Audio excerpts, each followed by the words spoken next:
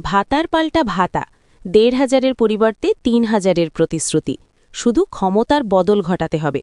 বৃহস্পতিবার মুখ্যমন্ত্রীর মমতা বন্দ্যোপাধ্যায়ের ঘরে মন্ত্রিসভার অনুমোদনের পর পেশ হয়েছে রাজ্যের অন্তর্বর্তী বাজেট।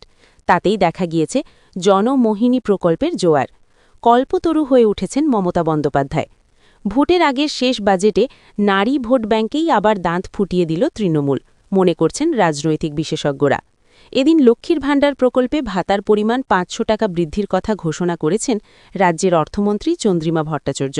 অর্থাৎ ২০২৬ সালে ফেব্রুয়ারি মাস থেকে লক্ষ্মীর ভাণ্ডার প্রকল্পে অসংরক্ষিত ক্যাটাগরির মহিলারা পাবেন ১,৫০০ টাকা, তপশিলি জাতি উপজাতিরা পাবেন ১,৭০০ টাকা।